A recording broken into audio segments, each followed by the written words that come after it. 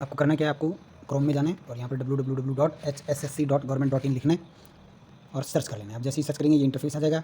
इसमें CET 01-2025 लिखा है, इस पर क्लिक करेंगे। आपके पास ये PDF डाउनलोड होने के लिए पूछेगा, आप इसे डाउनलोड कर लेंगे। जैसे ही आप ये डाउनलोड करते हैं ऊपर आ जाएगी, आप इसे ओपन कर सकते हैं। ओपन करने के बाद आप देख सकते हैं डिस्क्रिप्शन दिया हुआ है। मैं थोड़ा सा जूम कर रहा हूँ, डिस्क्रिप्शन आप देख पाएंगे इसको अच्छे से। चैप्टर वाइज दिया हुआ है। Chapter 1 introduction and registration process, chapter 2 minimum essential qualifications, chapter 3 exam criteria for examination में बहुत सारे पार्ट्स हैं। ऐसे ही चैप्टर 4 में एज क्राइटेरिया, चैप्टर 5 में रिजर्वेशन, चैप्टर 6 में assistance to person of benchmark disabilities, यानी डिसेबल पर्सन के लिए क्या क्या असिस्टेंस प्रोवाइड किया जा रहा है। चैप्टर 7 में एप्लीकेशन फ़ी बताई गई है। चैप्टर 9 में इंट्रोडक्शन दिया है कि कैसे सबमिट करना है एप्लीकेशन फॉर्म को और कौन से डॉक्यूमेंट्स अपलोड करने हैं। ये चैप्टर 9 में दिया है कि जो कि बहुत ज़रूरी होगा समझना, आप समझ पाएंगे इसको। फिर नीचे बहुत सारे एनेक्शर्स दिए हुए हैं। 10 नंबर पे अपेंडिक्स सी में लिखा हुआ है डिटेल्ड सिलेबस। आप यहाँ पर जाकर CET का डिटेल्ड सिलेबस चेक कर सकते हैं। तो देखिए चैप्टर 1 है, इसमें कहाँ रजिस्ट्रेशन करना है वो बताया हुआ है। वन टाइम registration.haryana.government.in पर करना है। चैप्टर 2 में आपको मिनिमम क्वालिफिकेशन बताई हुई हैं, जो आप पढ़ सकते हैं इनको, पढ़कर आपको सारी जानकारी हासिल हो जाएगी। इसी प्रकार आप चैप्टर 3 में देख पाएंगे कि पैटर्न दिया हुआ है। पैटर्न क्या है कि कितने नंबर ऑफ क्वेश्चन आएंगे, 100 आएंगे, टोटल मार्क्स कितने 100 हैं, ड्यूरेशन क्या है 1 आवर 45 मिनट, यानी कि 1 घंटा 45 मिनट 90 मिनट का पेपर है। जनरल कैटेगरी को 50% स्कोर करना है और रिजर्व कैटेगरी को 40% स्कोर करना है। एज लिमिट क्या है, 18 ईयर्स से 42 ईयर्स तक, और उसके अलावा एज रिलैक्सेशन भी है। ठीक है, एज रिलैक्सेशन दिया हुआ है नीचे एक्सपीरियंस के बेस पर।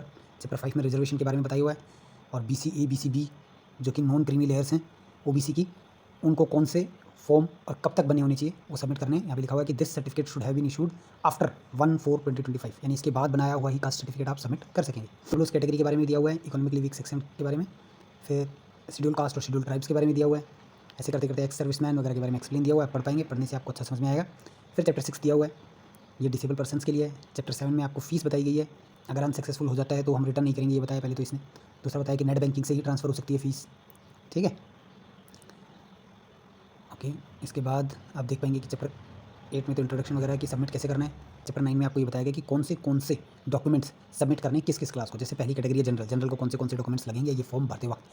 डिप्राइव्ड शेड्यूल कास्ट को और अदर शेड्यूल कास्ट को कौन से सर्टिफिकेट लगेंगे। ऐसे ही OBC की BCA creamy layer non creamy layer को क्या लगेगा, BCB को क्या लगेगा, इकोनॉमिकली वीकर सेक्शंस को क्या लगेगा, स्पोर्ट्स पर्सन को क्या लगेगा, सर्विसमैन। ऐसे करते करते सभी के बारे में उन्होंने बताया कौन से डॉक्यूमेंट्स लगेंगे, आप पढ़ सकते हैं। ठीक है, फिर जनरल इंस्ट्रक्शंस दी हुई है, फिर मिसलेनियस इंस्ट्रक्शंस दी हुई हैं। आप एक बार डाउनलोड कर लेंगे तो इन्हें पढ़ पाएंगे आराम से। इसमें कोई खास ध्यान देने वाली बात है नहीं, ये जिनके लिए पर्टिकुलरली है वही ध्यान देंगे इसमें। फिर नीचे बताया हुआ कि रिलैक्सेशन सर्टिफिकेट अगर आप लगाना चाहते हो, रिलैक्सेशन तो कैसा होना चाहिए, उसका सर्टिफिकेट का फॉर्मेट, BCB BCA का सर्टिफिकेट का फॉर्मेट कैसा होना चाहिए, इकोनॉमिकली वीकर सेक्शन का कैसा होना चाहिए। ठीक है, और डिपेंडेंट जो कि आर्मी पर्सन पर डिपेंडेंट होते हैं उनका सर्टिफिकेट क्या होना चाहिए, ये सब नीचे सर्टिफिकेट दिए हुए हैं। Appendix C syllabus of group C, general awareness. फिर जनरल अवेयरनेस पढ़ लीजिए अच्छे से, क्या क्या टॉपिक दिया हुआ है। Computer knowledge, reasoning, quantitative ability, English language, Hindi language, general knowledge of Haryana. ये सिलेबस का एक अच्छा सा डिस्क्रिप्शन है, एक पेज है। इसका फोटो स्टेट भी आप निकलवा सकते हैं और आप सामने रख के इसको पढ़ सकते हैं।